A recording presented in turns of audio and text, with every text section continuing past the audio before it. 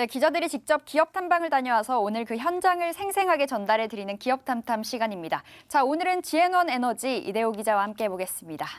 네, 기자님, 오늘 살펴볼 지앤원 에너지 증시에서 그동안 만나보지 못했던 산업이라고 들었습니다. 네. 지열 냉난방 시스템 전문 업체인데요. 사실 좀 이름이 좀 생소할 수는 있어요. 그리고 아직까지도 지열 발전하고 또 헷갈리시는 분들이 많을 정도로 이 지열 냉난방 시스템 이 자체가 조금 낯설기는 한데요. 지앤원 에너지를 통해서 오늘 이 분야에 대해서 함께 좀 살펴보면 더 좋을 것 같습니다. 네, 그러면은 키워드를 통해서 지앤원 에너지 더 자세히 살펴볼게요. 첫 번째 키워드입니다. 지열인데요. 지열, 땅의 열, 이런 거 말하는 건가요? 맞습니다. 네. 말 그대로인데요. 그 땅속, 그러니까 지하 200m 지점의 온도는 15도 정도로 겨울이나 여름이나 15도 정도로 일정하다고 해요. 그 사이에 지상의 온도는 더울 땐 엄청 덥고 추울 땐 엄청 춥고 이게 변화가 심하잖아요. 해서 그 열 차이를 냉난방에 이용을 하는 그런 신재생 에너지 분야다. 이렇게 이해를 하시면 좋을 것 같고요. 서울 시내 한 빌딩에 이 지열 냉난방 시스템을 공급하기 위한 기초공사 현장을 다녀왔거든요. 네. 민경천 대표이사가 직접 그 땅 파는 현장부터 소개를 해드릴 겁니다. 같이 보시죠. 이 현장이 준공이 됐을 때, 완성됐을 때 이런 건물이 들어설 겁니다. 그리고 지금 저희가 하고 있는 천공리 배관 작업은 이 건물 밑에 이렇게 구멍을 뚫고 거기다 배관을 해서 여기서 열을 퍼올려서 난방을 하고 열을 갖다 버리면 냉방을 하게 되는 그런 지열 냉난방 시스템을 지열 냉난방 시스템은 땅 속에 구멍을 뚫는 일부터 시작됩니다. 지하 200m 땅 속에 일정한 온도 15도를 활용하기 위함입니다. 지열에서 제일 중요한 거는 우선 땅에다 구멍을 뚫는 건데 이거를 천공이라고 하는데 일반적으로 200m 정도를 천공을 합니다. 지금 보시는 저 기계가 천공기고 저 기계를 이용해서 이 지면으로부터 200m까지 땅에 이제 구멍을 뚫는 거죠. 천공이 끝나면 구멍 안에 이 같은 파이프를 집어넣습니다. 이 파이프를 통해 물을 순환시켜서 땅 속에 열을 가져오는 거죠. 들어가는 거 200m, 나오는 거 200m, 해서 전체 길이가 400m입니다. 그리고 여기 보시는 바와 같이 제일 하단에 이제 유튜브라는 것이 이렇게 연결이 되게끔 돼서 이 천공홀 안에 200m 제일 바닥까지 내려가게 되는 거죠. 이 현장에는 건평 1000평 정도 되는 건물이 들어설 예정인데요. 약 24개 구멍에서 뽑아내는 지열을 활용해 냉난방을 돌리게 됩니다. 이제 파이프 매립이 끝났습니다. 각각의 이 지중 열교환기를 배관으로 연결해서 기계실로 끌고 들어가는 그런 작업이 이제 나중에 진행이 될 겁니다. 서울 시내 한 대형 건물 기계실입니다. 땅속 배관을 타고 데워지거나 식혀진 물이 이곳을 거치게 됩니다. 순환된 물은 그 전체가 모여서 이 배관을 통해서 들어오게 돼 있습니다. 그럼 여기서 각각에 해당되는 히트펌프로다가 지속적으로 이제 지열수를 순환을 시키게 되죠. 지열 순환수가 히트펌프에 끊임없이 그 열을 공급함으로써 저 히트펌프는 온수도 만들고 냉수도 만들어서 냉방과 난방을 이루어지게. 히트펌프란 쉽게 말해 열을 옮겨주는 장치를 말합니다. 이 기계는 그 열을 받아서 냉매 자체를 차게 하거나 덥게 해서 찬냉매가 그 공급이 될 경우에는 냉방이 이루어지는 거고 따뜻한 냉매가 공급이 될 경우는 난방이 이루어지는 그런 시스템이 되겠습니다. 지열 냉난방 시스템은 에너지 효율이 좋다는 게 장점입니다. 기존의 보일러와 에어컨 또는 보일러와 냉동기를 사용하는 경우에 비해서 최소한 50% 이상의 에너지 절감이 가능하다. 그것 때문에 지열한다. 이렇게 말씀을 드릴 수가 있겠습니다. 아무리 에너지 효율이 좋아도 비용이 너무 비싸다면 문제죠. 지열 냉난방 시스템은 경제성도 좋다고 합니다.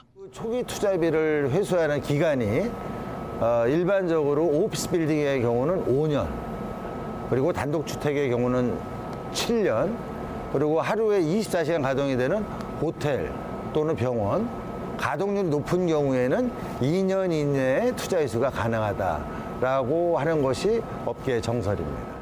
친환경적이고 경제적인 것은 물론 안전성도 높은 방식입니다.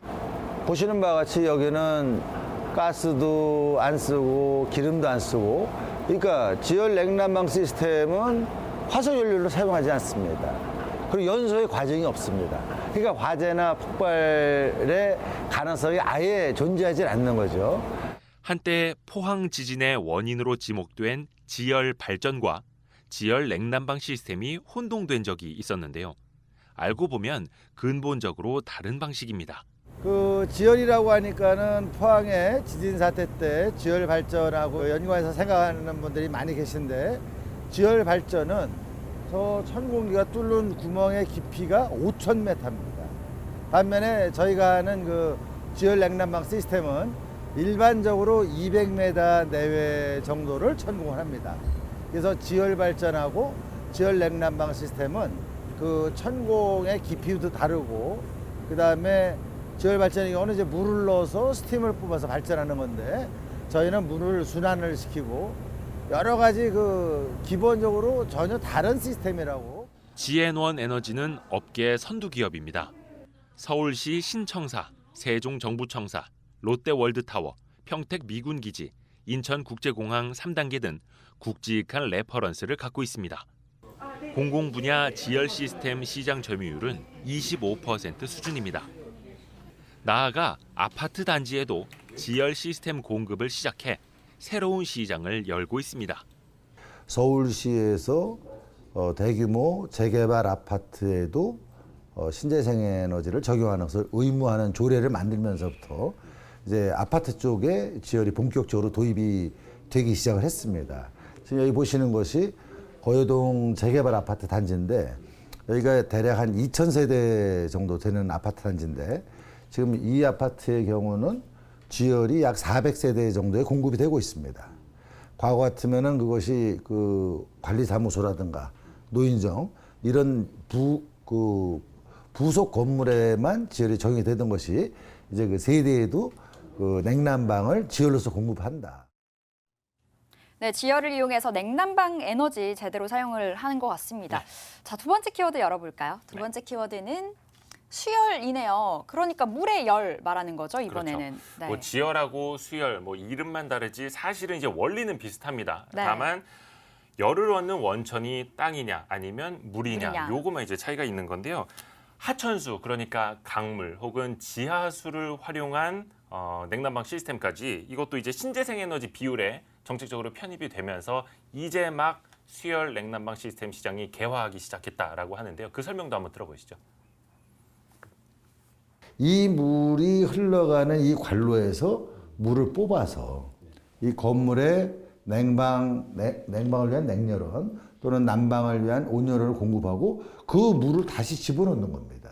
이 수열 에너지를 활용할 수 있는 인프라는 굉장히 잘 돼 있다라고 말씀을 드릴 수가 있습니다.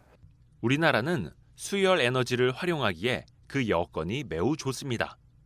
삼면이 바다로 쌓인 데다 도시가 큰 강에 인접해 있고 상수도 인프라가 매우 잘 갖춰져 있기 때문입니다. 특히 지난해 10월 수열 에너지 범위가 종전 해수에서 하천수까지 확대되면서 관련 사업이 탄력을 받을 전망입니다. 지열보다도 시공비도 훨씬 적게 들고 효율도 높기 때문에 앞으로 그 수열 에너지가 우리나라 냉난방의 그 새로운 에너지로서 아주 매우 중요한 역할을 할 거라고 그렇게 업계에서는 기대를 하고 있습니다. 수열과 지열을 함께 쓰는 복합 에너지 시스템 분야에서도 지앤원 에너지는 업계를 선도해 나간다는 계획입니다. 잠실 제2롯데월드 할 때 유럽의 장비를 가져왔었고, 그다음에 FED 평택 공사할 때는 미국의 그라우트 기술을 가져왔고, 그런 것들을 저희가 제일 먼저 국내에 보급하면서 그런 기술들이 저희한테 많이 쌓여 있고, 그러다 보니까 그 이후에 저희를 따라오는 회사들하고는 기술적인 차이가 많이 나죠. 지앤원 에너지의 임직원은 전체 45명에 불과합니다. 주로 기술 개발과 설계, 영업에 특화돼 있고 실제 공사는 외주 업체를 이용하고 있어 1인당 수익성이 매우 높은 구조입니다. 박사급, 석사급, 또 기술사 이런 이제 고급 인력들이 다수 포진해 있는데, 이 친구들이 이제 연구소에서 우리 회사의 기술 개발, R&D 그리고 이제 정부 국책과제를 이 친구들이 주도를 하고 있습니다. 통용되고 있는 첨단 지열 관련 첨단 시공 기술은 제 생각에는 대부분 우리 회사에서 그 개발이 됐다. 이제 그런 것이 큰 이제 그 강점이라고 말씀을 드릴 수 있고. 네, 지열에 이어서 수열까지 정말 에너지원으로서 기대가 참 큰 기업인 네. 것 같습니다. 세 번째 키워드 열어볼게요. 세 번째는 스펙 합병이 올라와 있네요. 네. 하나금융 10호 스펙과 이제 합병해서 상장할 예정이고요. 합병을 위한 절차는 사실상 다 끝났습니다. 그리고 오는 9일, 3월 9일에 신주가 상장될 예정인데요. 뭐 아쉽게도 이 코로나19 사태 때문에 네. 상장식 이 세러머니는 열리지를 못하는데 네. 9일부터 이제 신주가 상장돼서 합병이 이제 이루어진다 이렇게 보시면 되겠고요. 스펙 합병 그리고 코스닥 상장을 통해서 이 지앤원 에너지가 얼마나 또 어떻게 성장하겠다라는 건지 그 이야기도 들어보시죠.